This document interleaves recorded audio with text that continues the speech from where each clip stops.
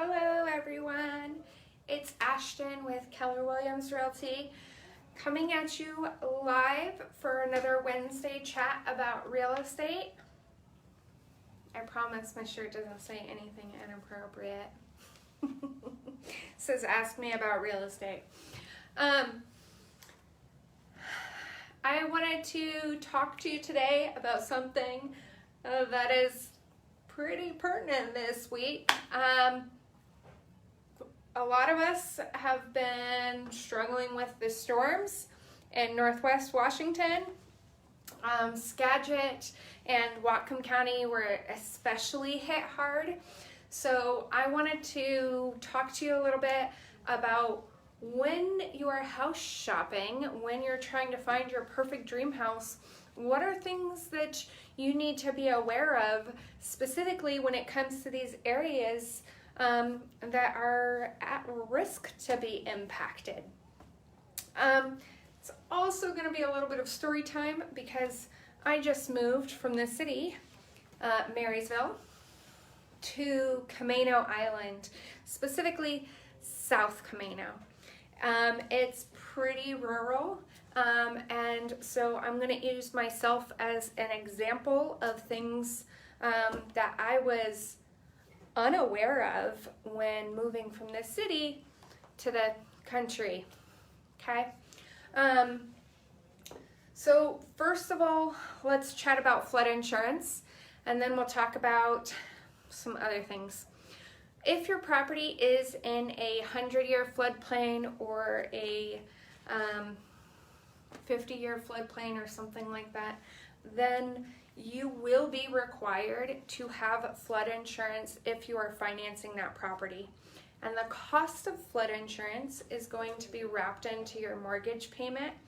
So when you're looking at properties that require flood insurance, your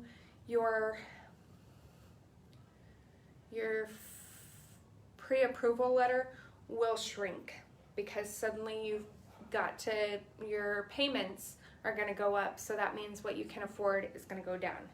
Does that make sense?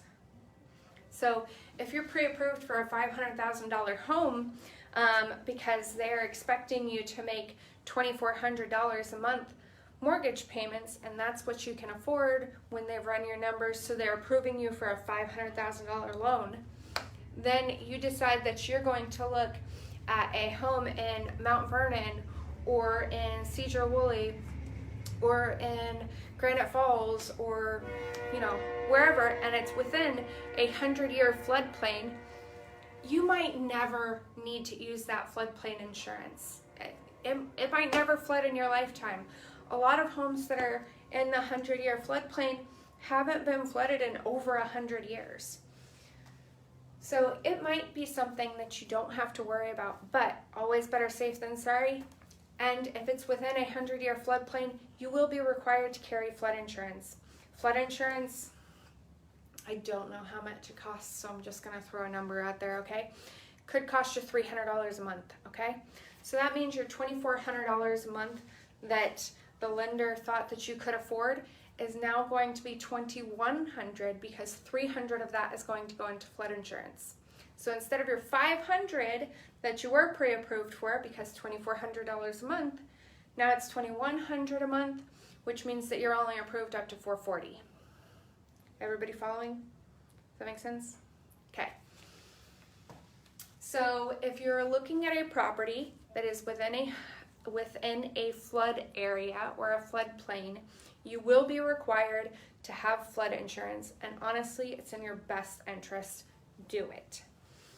If you are financing the property, it will be required and it will be wrapped into your mortgage payments, so it's not something that you have to think of other than how it's going to change your pre-approval. Now let's get into story time, all right? My property is not within a floodplain. I am lucky. But I do live on South Camano. When we had our storm, I lost power for almost 48 hours. Okay, we lost power not yesterday, but the day before in the morning. So what is that? Monday morning, I lost power. and it didn't come back on until about 7:30 last night. So that's a long time to be without power. And let me tell you how that affects you when you're out in a rural area. First of all, PUD comes and they fix power, but they prioritize the people that they are going to take care of first by population density. So that means bigger areas where there is a higher population density get taken care of first. And unfortunately, South Camino, we have a very low population density. So we're like, you take care of this area, we take care of this neighborhood, we take care of this neighborhood. We're not even on the top 10 of neighborhoods to take care of first. Okay? We're real low priority for PUD.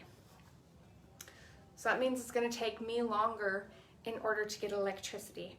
How is that impacting me on the day-to-day other than my lights don't work? Well, I'm on private well. I don't have city water. I have private well. In order to get water, I have a water pump that is electrical.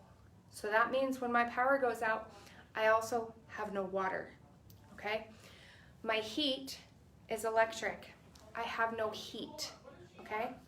So when you are thinking, okay, I'm moving to a rural area, and if a storm happens, because I'm in a rural area, I'm a low priority and I might be without power for a while. Some things you need to think about is getting a generator. A generator for your well house to make sure that you have water always available, because without a generator to power your water pump for the well house, you have no water. Water is a top necessity, okay? Not just for drinking, but flushing toilets and, showers would be great. So making sure that you at least have a generator for your well house. Also that you have some sort of secondary heat source. If your main heat source is electric, do you have a wood burning stove? Do you have a propane stove? Is there some other way for you to be able to get heat should your power go out? Because let's face it, power doesn't typically go out in the middle of summer, it goes out during the cold months. So let's make sure you have some sort of alternative heat source available as an option if your main source of heat is an electric source. Does that make sense? Okay. For me, since my water needs a generator, my heat needs a generator, and basic functioning like my freezers full of meat need generators. A great option for me, other than like a camping generator that's gas powered and runs for 8 hours, sounding like a lawnmower in my backyard all night. A great option would be a standby generator. These can power an entire house, and they can automatically switch over. They're connected to your fuse box. So when you lose power, it automatically switches on and it can power your whole house without barely a flicker of a light. This is an awesome option for people who are more rural and outside of these areas where we are likely to lose power. This time I only lost power for 2 days, a little under 2 days. Last year we lost power and we were out for 4 days. Before I moved into the house a couple years ago, I understand that my neighborhood lost power for over a week. If we lost power for over a week, all of our food would spoil. We have 3 freezers full of meat at my property, and we would lose all of that. My animals, I would not have any way to provide a water source for all of my farm animals. We can bring in bottled water for us, but what am I going to do for my 800-pound pig? Really? I can't bring a sustainable water source to all of my animals, no matter how many jugs of water I bring into the farm every day. So, and I have animals that require heat. I have tropical animals in my house, and I have, depending on the time of year, I have baby chicks and that sort of thing that require heat. So I need to have a regular heat, and if I'm without heat for more than a day, 2 days, I could potentially have loss of life at my farm. So a standby generator is a solid thing to invest in, and it's something that my wife and I are we talked about last year, but we're talking about really seriously about, forking over the money in order to do that this year. From what I've looked at, you can get them as cheap as $2,000, which will just do like emergency features, like run a heat source and run a freezer or something like that. Run an appliance, a heat source, and like a couple power cables for entertainment. Or for $4,000, you can be able to upgrade to something that will be able to sustain your entire house, or up to $12,000, you can sustain a couple of houses or a house and a workshop. And so it's an expensive thing, but if it's something that if you are looking to move into a rural area, I would encourage you to look at generators. Figure out exactly what you're going to need in order to survive should a storm happen like happened this past week, or something even worse. What is your plan of attack? Are you really going to be camping in the dead of winter in your own house? Hey Brandy, I have always tried to stay away from flood zone areas. Absolutely. A lot of people, when I am house shopping with them, as soon as I let them know that, hey, this house is in a flood zone, they will stay away from it. And absolutely, safety is one of the big reasons why I decided to buy a home, is because I wanted that safety and stability that I never felt when I was renting, because there's always what if my landlord decides to kick me out suddenly? So I understand not wanting to buy in a flood zone. However, a lot of homes are built within the 100-year floodplain, or if they're built closer to the water than that, they're built up high. So nobody wants to build something that's going to get flooded every year. So it's not something that you hopefully will have to deal with, but you are going to be required to have flood insurance. It is going to cost you additional money, and there is always the risk. Are there certain cities that are known flood areas? Granite Falls has a pretty big floodplain. Cedar Woolley has a pretty big floodplain. Mount Vernon, pretty much all of downtown Mount Vernon, is within a 100-year floodplain. There is a map that real estate agents use in order to determine if a home is within the floodplain or not. And you should definitely go on to, I believe it's FEMA. I believe it's a FEMA map. You should definitely go check that out and see exactly where you are looking and where it falls within the floodplain. There's like a super narrow area right along the river, or along the water, that is like in an area that's inundated with flooding. So it means it happens on a regular basis. And then there's within the 100-year floodplain, which means that if a great flood happens every 100 years, you could be at risk for flooding. So it might never happen. It might not happen in our lifetime. It's been over 100 years since we had a big flood like that. So, you could look at it and say, well, we're overdue. Or it could be something that is always a potential risk. Probably not going to happen while you're living there, but something you should be aware of.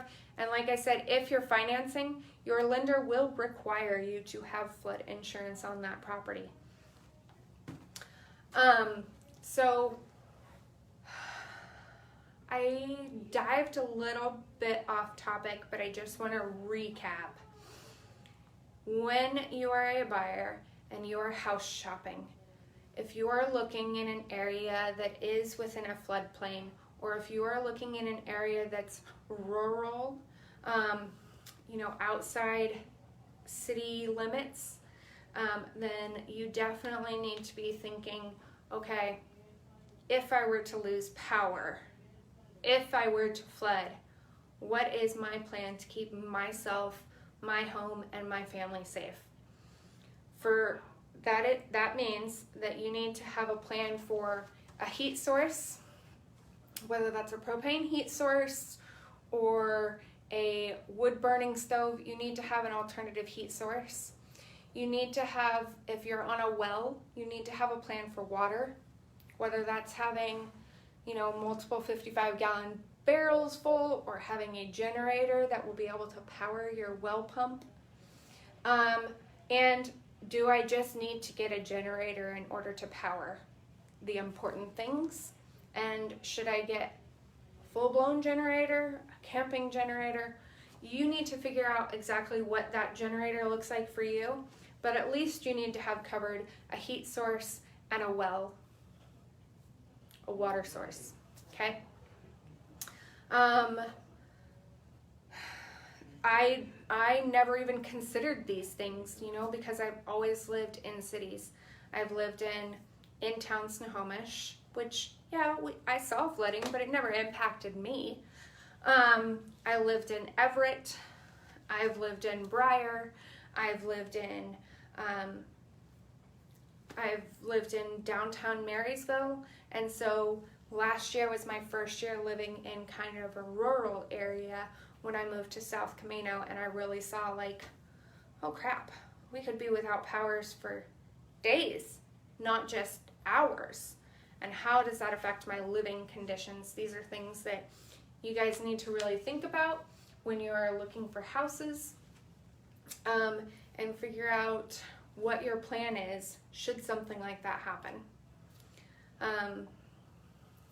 If you guys have questions that you want to talk to me about, what it looks like for me, or what it looks like for you as a buyer, what is the best plan for you, I'd love to be able to chat with you about that. Go ahead and drop it in the comments, or send me a message and we can chat about that more in detail. Trissa, good to know, and good knowledge to have. Thank you. There's flood insurance, right, that covers stuff like floods. Yes, absolutely. It is not covered by your standard homeowner's insurance. It counts as like an act of God when you have extreme weather conditions like that. So you have to have specific flood insurance to cover flooding. So let's chat about, I got sidetracked, lost my train of thought. Let's talk about whatever you want to talk about as far as real estate goes, what questions you have, and I will be happy to share whatever knowledge I can impart to you. Whether it comes to buying, selling, investing, statistics, what it means to be a real estate agent. I've had a few of y'all ask me about what it's like being a real estate agent. Let's chat about it, and I would love to do a video on it next week if it's something that you think others could be helped by as well. I'll happily do a video on it next week, or we can just chat about it privately. Let me know how I can best be able to help you. Again, my name's Ashton. I'm with Real Estate Solutions Group here at Keller Williams North Sound, and I would love to be able to help you in any way possible. I will leave my information in the comments below, and I will talk to you guys next week. Bye.